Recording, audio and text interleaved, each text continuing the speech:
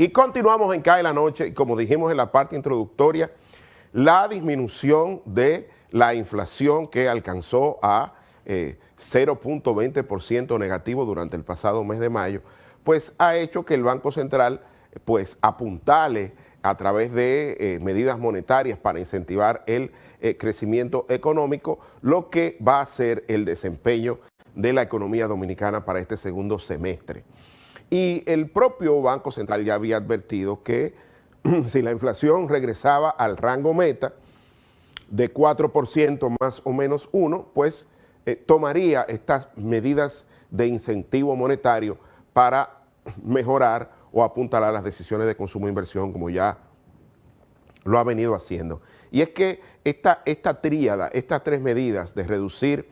la tasa de política monetaria de 8.50 a 8%, de facilitar o reducir un 2% los recursos del encaje legal por unos 34.000 millones de pesos, más otorgar facilidades de liquidez por 60.000 millones de pesos, ha hecho que 94.000 millones estén disponibles por parte del sector financiero para financiar préstamos a los hogares y a los sectores productivos a una tasa no mayor de un 9%. Y de verdad que tener una tasa no mayor a un 9% va a mejorar y las empresas van a poder refinanciarse, así como los hogares, y poder, por así decirlo, prender a todo vapor la maquinaria productiva. Este es un paso interesante y de verdad que muestra que la estrategia en materia de coordinación macroeconómica liderada por el Banco Central y apoyada por el Ministerio de Hacienda ha dado resultados. Si bien es cierto que desde la invasión rusa a Ucrania, todos los países han tenido que aumentar sus respectivas tasas de política monetaria para poder contrarrestar los efectos de la inflación,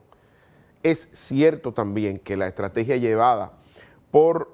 la República Dominicana ha sido correcta, no solo en capacidad de anticiparse, porque muchas veces tomar decisiones correctas implica arriesgarse en términos de tiempo, ¿no? Tomar medidas antes o anticiparse a los resultados de algunas medidas que vienen desde fuera, fundamentalmente a través de choques económicos. Y así lo hizo la Autoridad Monetaria y el Ministerio de Hacienda. Recuerdo que en el último trimestre del año 2021, cuando ni siquiera la Reserva Federal de los Estados Unidos se refería al tema de la inflación e incluso decía que iba a ser un fenómeno pasajero y que no había que preocuparse luego de esa enorme inyección de recursos para ir en auxilio de los hogares y de las empresas, sobre todo las micro, pequeñas y medianas empresas, luego de las restricciones a la movilidad impuestas por la pandemia, pues el Banco Central de la República Dominicana comenzó a aumentar su tasa de política monetaria, porque cabe decir que la inflación vuelve a su rango meta desde el año 2020. O sea, desde hace más de 2 años, la inflación estaba fuera del rango meta del Banco Central. Por eso, desde el último trimestre del año 2021, un año en que en este país la economía creció en 12.3%, pues lógicamente el Banco Central comenzó a subir su tasa de política monetaria. Entonces, como dice el refrán, el que llega adelante bebe agua limpia. Eso le ha permitido gestionar su política monetaria para contrarrestar la inflación, y hoy que la inflación vuelve al rango meta, entonces le permite tomar medidas de expansión monetaria distintas a las que se habían venido tomando desde hace más de un año. Y eso es importante porque lo que está mostrando es que la estrategia tomada por la autoridad monetaria es la correcta. El tiempo le ha dado la razón. Por eso, vamos a ver, señor director, estas láminas que nos facilitó el Banco Central para ver lo que ha estado pasando. Fíjense en mayo del año pasado. Mayo del año pasado, en medio de comienzos de la invasión rusa a Ucrania, con las medidas de sanciones económicas que había impuesto Occidente y el comienzo de este decoupling, de esta fragmentación económica global, fíjense cómo ya en República Dominicana la inflación era de 9.47%, en uno de los momentos más difíciles, cuando se había ya anunciado esta coordinación macroeconómica, luego del discurso del presidente, que hacía ya un mes, porque fue como en abril, que dio el discurso estableciendo un rango de precios para los derivados del petróleo anclado en el precio del crudo de Texas. Recuerden aquel rango de precios de si era mayor a 85 y menor a 115 dólares el barril, el gobierno iba a subsidiar el precio del barril de petróleo como lo hizo y como lo ha venido haciendo, aunque algunos ya están teniendo precios iguales o muy cercanos a los precios de mercado a nivel internacional. Entonces, fíjense cómo de 9.47 ha ido bajando y ahora se encuentra dentro del rango meta en 4.43%, luego de una inflación negativa en el mes de mayo. Esa inflación negativa es una señal importante para el Banco Central, porque ya le estaba diciendo, bueno, podría comenzar de no tomar medidas de incentivo monetario, podría comenzar un proceso de deflación, que es un proceso peligroso. Entonces ya ese indicador lo que hizo fue que el Banco Central acelerara las medidas que ya tenía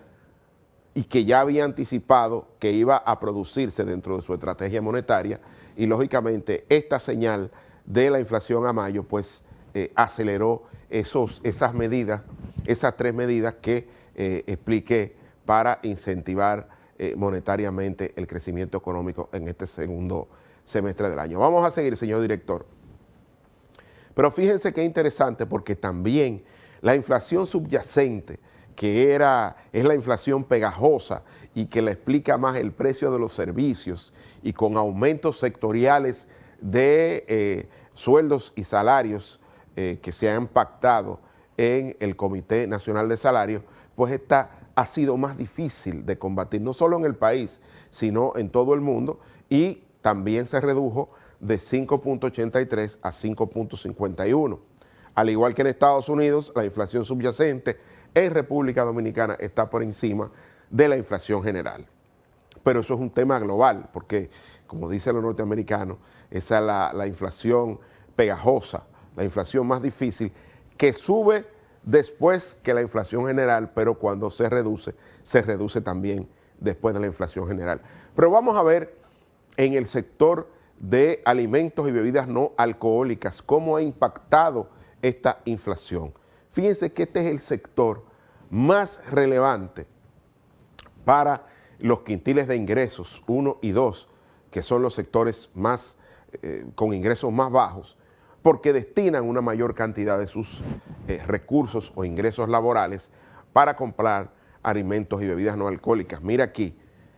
el grupo de alimentos y bebidas no alcohólicas es el que tuvo mayor impacto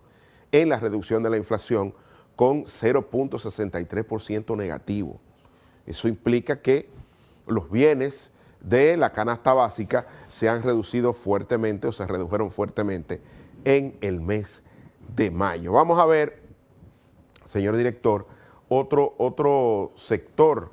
que es el grupo de vivienda, que tiene que ver con compras de vivienda y alquiler de vivienda. Fíjense cómo también se redujo en 0.62% en términos negativos. Y eso tiene muchas variables para explicar. Uno tiene que ver con la caída del sector de la construcción, y segundo, el tema de que ha habido una caída en los alquileres, en el entendido de que el poder de compra de los ciudadanos se ha reducido. Pero esos dos sectores son los que empujaron fundamentalmente este resultado de una caída de la inflación general de 0.20% negativo. Esto es importante ponerlo aquí en gráficos y explicarlo, porque a veces los ciudadanos necesitan una explicación de lo que significa esto. En lo adelante, vamos al piso, señor director. El hecho de que la autoridad monetaria pues esté tomando estas medidas de incentivo monetario, pues está hablando de que ha llegado un fenómeno, o podría llegar un fenómeno que se llama deflación, que es inflación negativa. Y es un proceso, no es un proceso de que se dé un mes, porque ha habido otros meses donde la inflación ha sido negativa, pero tienen que ser varios meses consecutivos para entonces hablar de deflación, que es un fenómeno que sí es complejo y difícil de enfrentar. Pero una vez tomadas estas medidas de incentivo monetario por parte del Banco Central, creo que la inflación se va a mantener dentro del rango meta y poco a poco las decisiones de consumo e inversión van a ir apuntalando el crecimiento económico, es decir, el consumo doméstico va a subir porque va a caer el costo del financiamiento y la producción doméstica también. También el hecho de el sector exportador también se va a ver beneficiado porque lógicamente una menor tasa de interés le va a permitir refinanciar sus actividades productivas y colocarlas a un menor costo que en lo que están incurriendo sus competidores en el mercado internacional. Así es que es importante